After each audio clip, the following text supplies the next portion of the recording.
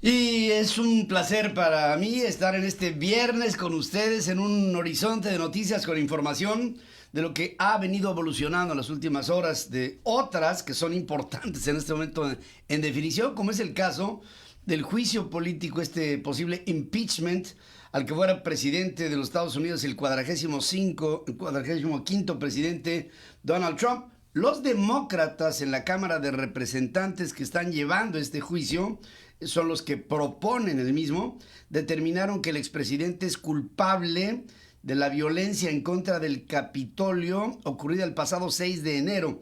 Y dicen que hay pruebas que sustentan los hechos, y Jamie Raskin, que es el fiscal principal de este impeachment por el Partido Demócrata, dice: senadores, Estados Unidos, necesitamos hacer un ejercicio común de sentido sobre lo que ha sucedido, y lo que no podemos es hacer que a un lado se hagan las leyes cuando se trata de asuntos de carácter político que podrían terminar en teorías que no serían puntuales con el ejercicio de la justicia.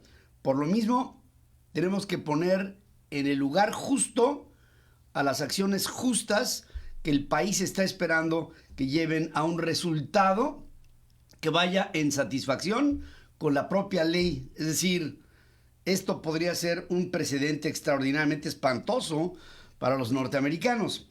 Los fiscales alertaron que si el expresidente no es condenado, podría incitar a más violencia, y por una razón que se explica sola. Dicen, el problema es que se pueda presentar a una siguiente elección presidencial.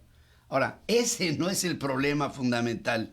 El problema es si pierde, ya que si perdiera, tendría una reacción mucho mayor que lo que sucedió en el pasado proceso del 2020. Los fiscales demócratas presentan más videos del asalto al Capitolio, documentos legales, entrevistas con algunos de los alborotadores y con las manifestaciones que estos hicieron a la prensa en su momento cuando estaba lo más caldeado de este tema. Sentían estos alborotadores que recibían directamente instrucciones del presidente de los Estados Unidos para invadir violentamente al Congreso y cobrar venganza. Lucy, where are you? I'm looking for you. Estoy buscándote, Lucy. Nancy, y esta Nancy Pelosi, era claramente pues la mujer por la que iban, aparte de muchos otros legisladores que para estos alborotadores habría que cobrar una venganza. Los abogados de Trump van a lanzar su defensa para este fin de semana y van a tener 16 horas divisibles en 2 días, aunque no se prevé que utilicen todo el tiempo. De todas maneras tienen ese, le llaman span, este abanico de tiempo para que puedan ellos desahogar todo lo que a su parecer pudiera representar en ellos el tiempo suficiente para poder descargar todo lo que no es que estén pensándolo ellos como abogados, es más bien la serie de instrucciones que están recibiendo directas de su cliente, el presidente Donald Trump. Donald Trump estuvo más enfermo de COVID en octubre pasado de lo que se reconoció públicamente, según reveló The New York Times, con base en testimonios de 4 personas cercanas a la salud del expresidente. Dijo que sus niveles de oxígeno en la sangre fueron muy bajos y preocupantes, y que, tomando en cuenta 74 años de edad, obesidad, nivel de oxigenación, el presidente de todas maneras no quería ser hospitalizado, y llegó a un punto en el que sus allegados le dijeron: señor presidente, está usted en esta condición, o lo hospitalizamos ahora o esperamos a que sea más tarde, y entonces la opción de querer o no una hospitalización ya no va a ser suya, ya va a ser del servicio secreto de los Estados Unidos, que sería el que lo llevaría, quiera usted o no. No, el servicio secreto tiene como mandato, allá desde las épocas de los primeros atentados que hubo en contra de presidentes en los Estados Unidos, se establece el servicio secreto y este cuerpo tiene un mandato sobre el presidente en cuestiones estratégicas que pudieran amenazar a su existencia. Y el servicio secreto pudo haberle dicho al presidente Trump, hasta aquí, señor presidente, nos vamos. Y ahí ya no hubiera habido opción. Entonces, no le quedó otra a Donald Trump más que decir, bueno, pues vamos, y fueron. Pero antes el hombre estaba necio en que no, y que no, y que no. Ya obstinado. Y además lo que le aterraba a Trump era quedar inconsciente con la intubación. Y ahí no se dio cuenta hasta que se lo hicieron ver. El gobierno de los Estados Unidos llegó a un acuerdo con Moderna y con Pfizer para comprar otros 200 millones de dosis de las vacunas. Y para ello, bueno, Johnson & Johnson también está buscando una autorización de emergencia para su vacuna, que sería, bueno, el proyecto de Johnson & Johnson es que esta vacuna sería de una sola vez. La Administración de Alimentos y Medicamentos podría otorgarla, la Food and Drug, en este mismo mes. Y todo esto está orientado a acelerar el procedimiento de vacunación a toda la población norteamericana. Anthony Fauci, que es el director del CDC, este Instituto de Investigaciones para las Infecciones en los Estados Unidos, dice que para abril todos los norteamericanos podrán haber ya recibido la vacuna en contra del COVID. Y dice, esta tasa de vacunación se va a acelerar en los próximos meses. Se debe a la entrega de las 2 vacunas, o sea, porque la vacunación no puede ser considerada completa hasta que no se hagan las 2 vacunaciones, tanto de las 3 semanas que prevé la Pfizer como de las 4 semanas que prevé la vacuna de la Moderna. Y entonces asegura Fauci que el proyecto va en ritmo, en forma, en logística, en entrega, en certificación de la entrega, en seguimiento de la vacunación. En Estados Unidos hay la persona que se va a vacunar, que en el momento en que pasa esto es sometida a través de un esquema, una app, para que constantemente estén preguntándote después de la vacunación, al siguiente día, a los 2 días, a los 3 días, cómo te has sentido. Y en función de toda esta data que se arroja, el CDC podrá tener más adelante un control general de qué reacciones y cómo ha habido para los norteamericanos a la hora de la vacunación. Quiénes se han enfermado, quiénes se han enfermado poco, quienes no han podido ir a trabajar, quienes se han visto impedidos de levantarse de la cama, quienes están fatigados, quienes han tenido calentura, quienes han tenido mareos. Así te van preguntando hasta que tienen un esquema completo de lo que se inoculó y de los resultados de las vacunas. Ya muchas personas están ya en la segunda fase, es decir, en la segunda vacunación. También decir que, como parte de las políticas antimigrantes del presidente Trump, sobre el caso de los migrantes que llegan a América Central y pasan por la frontera entre México y Estados Unidos, la administración de Biden está intentando todos los días en recordar que no se pueden hacer los cambios de la noche a la mañana.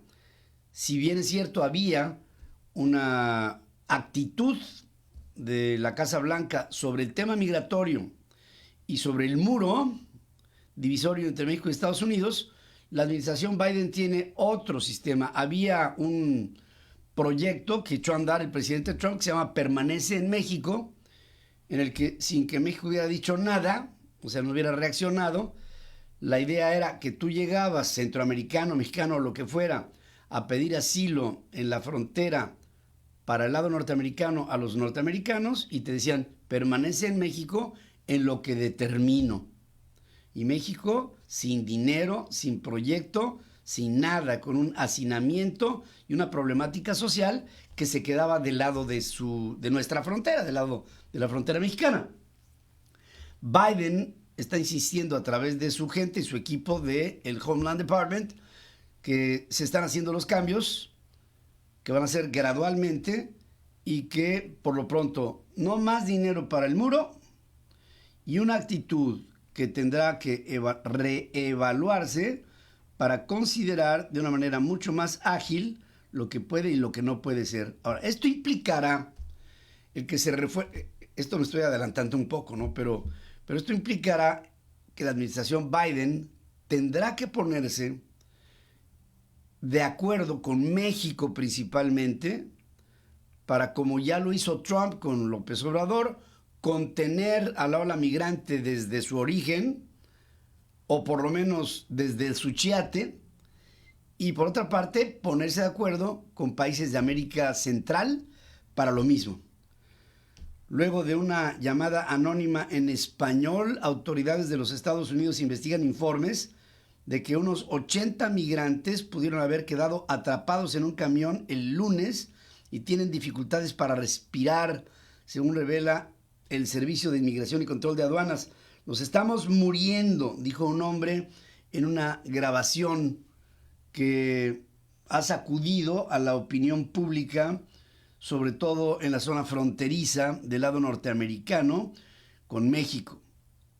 Esto pudiera derivar en el que, si no se hace una rápida pesquisa y descubrimiento de cuál es el origen de esta llamada, y por lo mismo evitar una tragedia, vamos a tener pronto, desafortunadamente, un desenlace nada bueno, nada deseado.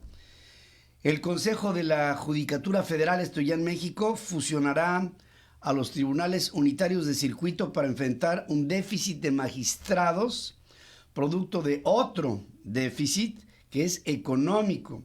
Se le han venido recortando los recursos al Consejo de la Judicatura, y entonces este ha tenido que responder con un plan para reducir a solo 41 el número de tribunales de apelación, con lo que requerirán nada más a 123 magistrados y no al proyecto original, en el que había 3 veces esta cantidad, que ahora, fíjense, un país como el nuestro, en el que la justicia no es ni pronta ni expedita ni nada, ahora tendrá que ser mucho más limitada, y hasta este momento no podemos calcular, porque no podemos, cuáles serán las consecuencias de estos recortes. También decir que algunos aliados tradicionales de Morena, el partido de Andrés Manuel López Obrador, ante el Congreso, están empezando a dudar si siguen apoyando iniciativas como la LIE, esta ley de la industria eléctrica propuesta por Morena. Y aquí el que queda en entredicho principalmente es el Partido Verde. El Partido Verde, que es un partido que supuestamente tendría que ser verde, ecológico, responsable, en fin, todas estas cosas, pues están teniendo que hacerse a un lado, ya que la ley de la industria eléctrica se basa exactamente en el sentido contrario. Es decir, es una política que propone la conservación de la Comisión Federal de Electricidad prácticamente como un monopolio, y de la producción de energía eléctrica a base de desechos fósiles y sus derivados, que no van de acuerdo, o no tendrían por qué ir de acuerdo, con la filosofía propia, que no sé si todavía la tenga, del Partido Verde Ecologista de México.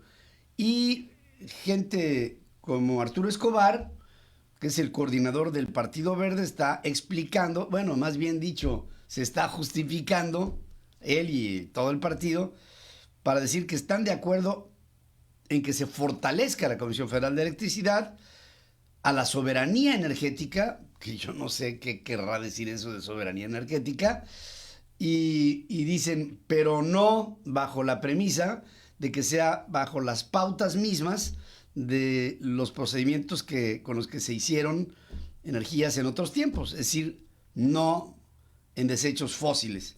Y estas modificaciones pues tendrían que hacerse para que el Partido Verde fuera también obsecuente con las ideas de Morena. Es una tragedia lo que está pasando, porque esto pone en entredicho a una enorme cantidad de intereses, de inversiones, de dinero invertido, de empleos, y sobre todo de una perspectiva de un México que tendría ya hoy por hoy que estar pensando en fuentes de energía limpias, sobre las que tendríamos que estar ya en la tendencia de dejar atrás. Pero no queda ahí la cosa. La Comisión Federal de Electricidad todavía está argumentando que, fíjense nada más lo que piensan, que las empresas de energías limpias en México, por su inconsistencia, estarían produciendo a el país una pérdida de más de 200,000 millones de pesos. O sea, no solamente están pensando que tendría que incorporarse el sector privado, tanto nacional como extranjero, a invertir en proyectos específicos de energías limpias, sino que lo están diciendo es que estos proyectos son malos para el país. Y argumentan toda una serie de pérdidas económicas. Claro, lo están haciendo después de que la propia industria, a nivel privado, estaría diciendo lo contrario. Estaba diciendo justamente que se perderían 200,000 millones de pesos en inversiones ya hechas, una enorme cantidad de empleos que francamente no fueron totalmente definibles y una serie de nuevos proyectos que podrían ser en inversiones presentes y futuras para preparar a México hacia el futuro. En fin, es Roger González, que es presidente de la Comisión de Energía en el Consejo Coordinador Empresarial, opina que un cambio de magnitudes como las que se proponen en la ley de la industria eléctrica no es necesario, por supuesto. Dice, la industria eléctrica es muy compleja, requiere de un amplio y de un profundo análisis. ¿Por qué lo dice? Porque es muy compleja la industria eléctrica. Porque si no hay una planeación de mediano y de largo plazo, la industria eléctrica se estanca. Es decir, los proyectos no son inmediatos. Tú tienes que hoy, para cualquier país, proyectar o en este momento las inversiones que se van a hacer en electricidad, en generación de energía eléctrica, en el año 2040. Y aquí, en México, lo que está haciendo es un camino al revés. Se está tratando de prever lo que ya pasó hace 30 años y no lo que pasará dentro de 30. Entonces, si hoy dejas de hacer, las consecuencias no se notan hoy. Se notan en el año 2030, 2035, 2040. Eso es lo que no se ve en la inmediatez. Y por supuesto que a un régimen como el que hoy gobierna, pues no le importa, ya que si en este momento sigue habiendo luz, el gobierno hoy puede decir que no pasa nada. No, la bronca será para las siguientes generaciones o para esta misma generación dentro de X tiempo, a la hora que vengan los apagones. En fin, la posible desaparición del Instituto Federal de Telecomunicaciones sería otro retroceso de otros 30 años, según considera Irene Levy, presidente de la Observatel, en un webinar que se dio a conocer el día de ayer, que se llama Desmantelando a los órganos autónomos, organizado por el Canadian Council of the Americas, así como el Instituto Mexicano para la Competitividad. Esta especialista dice que el Instituto Federal de Telecomunicaciones es un organismo relevante porque regula los sectores de las telecomunicaciones y de la radiodifusión de manera autónoma, lo que significa que no estaría sujeto, o sea, el desarrollo de estos sectores, al capricho de un gobierno o a la óptica que pudiera ser buena o mala, y este es el riesgo, que pudiera haber en un gobierno determinado bajo otro tipo de intereses que no serían más que intereses políticos y no de la propia necesidad que tiene una comunidad en función de su comunicación. También están los senadores del PAN solicitando la comparecencia del secretario de Hacienda y de Alejandro Díaz de León, el gobernador del Banco de México, para que expliquen la situación actual del país en medio de la pandemia en términos económicos, financieros y monetarios. Y me llamó muchísimo la atención el día de ayer que el presidente de México se permitió presumir que la economía ahora en su gobierno va mejor que nunca. Cuando tuvimos el año pasado una recesión, el año antepasado una recesión, este año tendremos una recesión y así subsecuentemente hasta que termine López Obrador habrá recesión, recesión, recesión. Y el presidente habla en todo lo contrario, que nunca había habido tanta inversión en el sureste mexicano como ahora. Pues el que tenga razón, pero esa inversión de todas maneras no ha producido y la inversión restante del país ha sido negativa en 2019, en 2020 y lo que venga. Y aquí creo que tenemos que hacer un alto, porque si no, México va a verse, bueno, ya se ve una acechanza hacia un empeoramiento de la situación conforme el tiempo pase, en términos de empleo, en términos de bienestar, en términos de generación de riqueza, en términos económicos y sociales y sus consecuencias. Tremendo el problema. Hasta aquí la información que les tenemos en este viernes, un horizonte de noticias más, en el que les deseamos a ustedes que tengan ustedes un frío, porque va a estar frío o fresco, fin de semana. Gracias por su presencia y en unos minutos más, si me lo permiten, estaremos presentándonos en la primera emisión Central FM Equilibrio, transmitiendo a través de centralfmonline.com, nuestras aplicaciones en iOS y en Android, las diferentes plataformas por las que transmitimos y nuestra red de estaciones hermanas, asociadas y afiliadas en 36 estaciones de radio en los Estados Unidos, 104 estaciones de radio y televisión en México, televisoras en Guatemala, El Salvador, en Honduras, en Costa Rica y en Colombia. Gracias por su presencia. En unos minutos más comenzamos.